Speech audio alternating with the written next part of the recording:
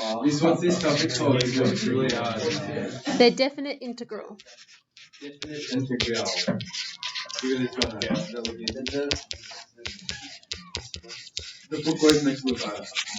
So are there Alright, so the definite integral is what we use to find the area under a curve. So the area between a curve and the x-axis, in other words. So say, for example, we've got our curve like that. And this is point A, and this is point B, and we want to know the area between the curve and the x-axis between A and B. So that's going straight down to A, straight down to B. We want to know the area that this covers. So we use what is called the definite integral. So in general, this is the big formula for it. So we write this notation. So it's our integral symbol with a B and an A. So you always put your larger number on top and your smaller number on the bottom. And then we do the function dx. And again, here's notation that we use. So square brackets, g of x, b and a. And that equals g of b minus g of a, where g of x is the antiderivative of f of x.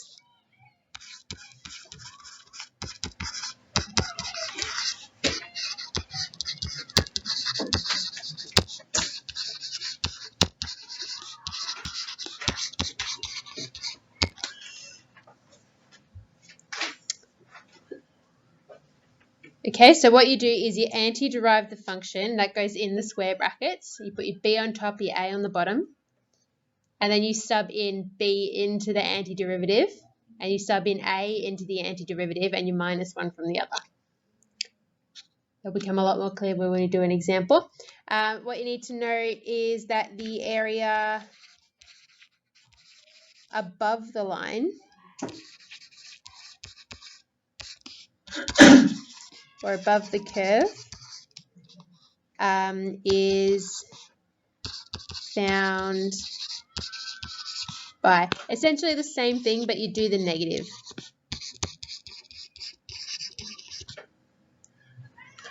So that's if you've got, for example, x, y, and you would want to know this area here. So you do the same thing, but then you multiply the answer by a negative. Because we're looking for area, and area has to be positive, right? Because it's like a measurement, so area wants to be positive. If you did the area above the curve using just the original function, what you get is a negative area, which doesn't make sense in real world context. So then we multiply it by a negative to make it a positive area. You also need to know about the signed area, which is actually exactly the same thing.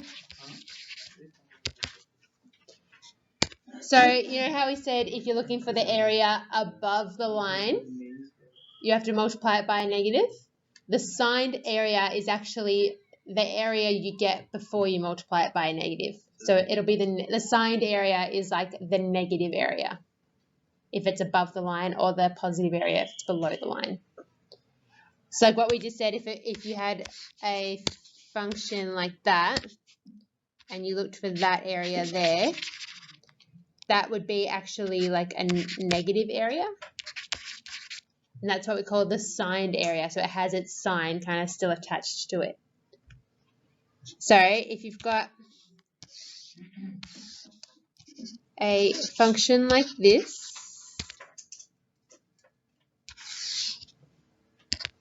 and we want to know the area between -2 and +2.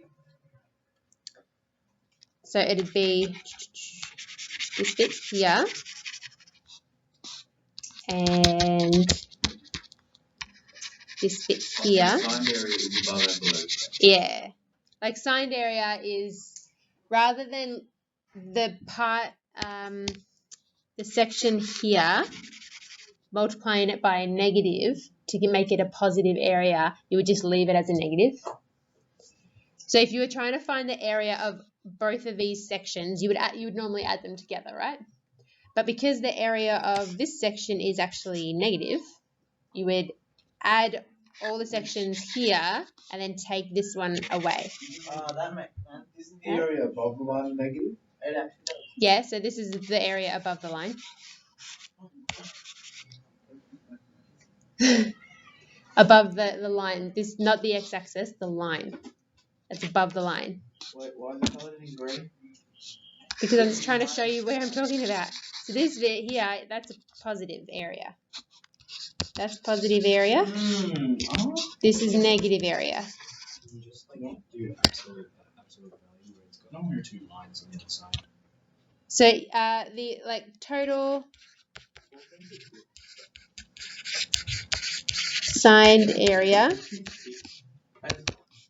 So you add all positive areas under the curve and you minus all negative areas above the curve.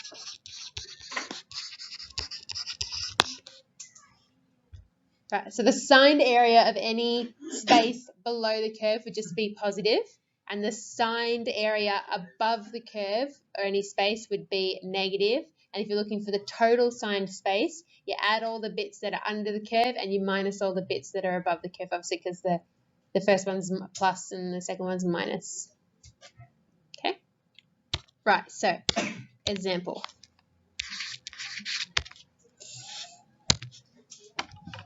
Find this definite integral.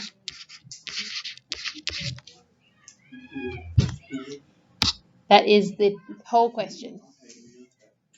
So what you're doing is you're finding the area underneath the curve x squared between x equals 2 and x equals 3.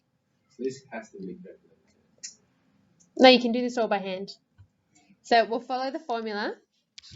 So we need to put it in square brackets. Find the antiderivative. What's the antiderivative of x squared? 1/2 x squared. Yes, it's larger than the third x.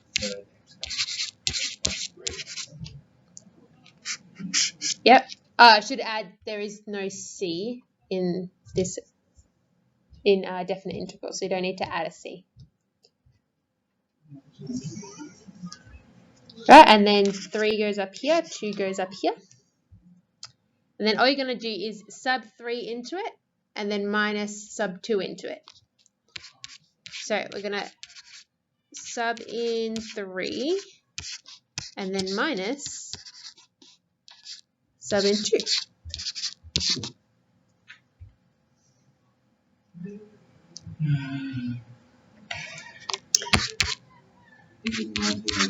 So we get, yep, that one, we get 8, oh sorry, that's cubed, so that should be 27, not 9.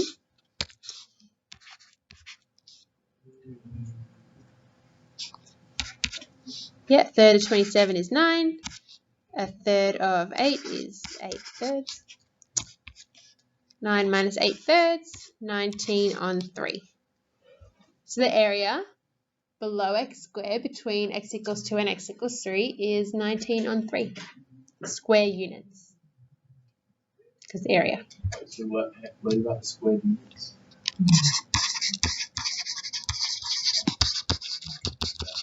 Squared units.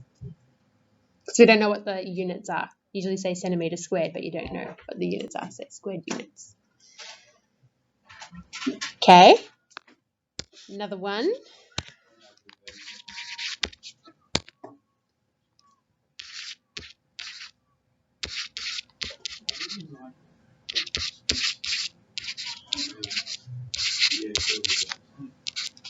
Alright, so the integral between 0 and 1 for the function x to the half plus x to the 3 halves dx.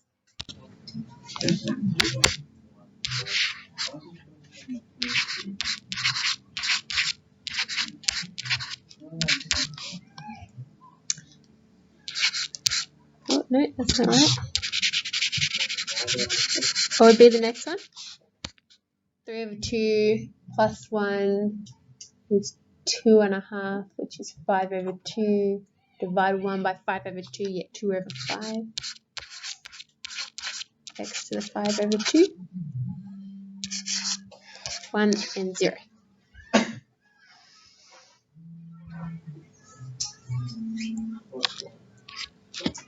Right. Sub in your ones. So 1 to the 3 halves is 1, so you get 2/3 plus 2/5 minus, sub in 0, you just get 0.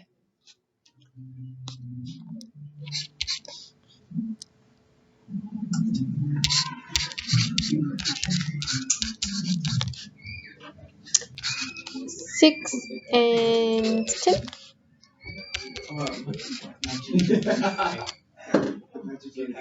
There you go, 16, 15. So 1 and 1/15. All right, one that's diagram based. Oh, stop it.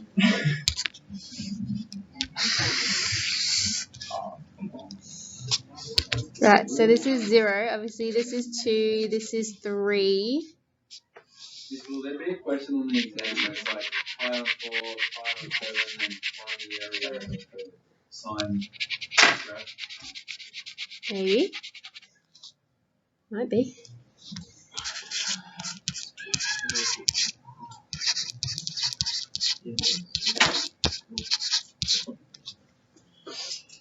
All right. So find the area of the shaded section. All right, I'll start you off. So A is, I'll first do this section. So it's above the line, so it's got to be negative. Integral between 0 and 2. Remember, your biggest number always goes on the top. For the function, which is this function here. Dx, yeah. And then we're going to add that bit there under the line. So that's from 2 to 3 for the same function. Dx. Yeah. So I think it was negative 1/4 x to the 4 plus 5/3 x to the 3 minus 3x squared between 0 and 2 plus the same thing. Why is that wrong? Between 2 and 3. And so you sub in your values. So the first you'll do 2 in there. 2 to the 4, 2, 4, 8, 16 times 1/4 is -4. What don't you understand?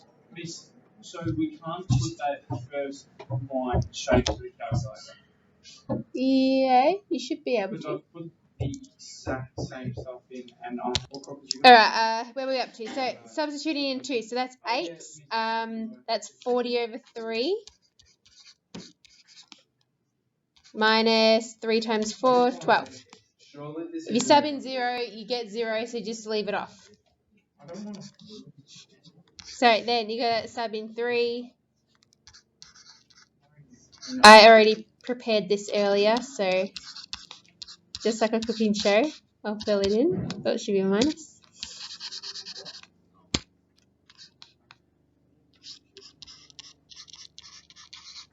invalid. Right. So this bit is from the first section, this one. And this bit is from the second section. Gives yourself in 3. Because 3 and 2. The other one had a 0, so You it have just to makes it minus 0. Yeah, minus them. I like doing both at the same time. Right, so basically, yeah, I didn't bother doing the whole thing by hand because that's a lot of numbers, so I just did it on the calculator. So I got 37/12 squared units. I've got negative 11. Oh, well. But the thing is, what I did, Right, if you were to talk about the signed area of this graph, you would work out the green part and then minus just the blue part from it before you multiplied it by the negative. So it was negative 8 on 3, so you would take away 8 on 3 from the green section, and that'd be your signed area. Okay? You think you use it to use it.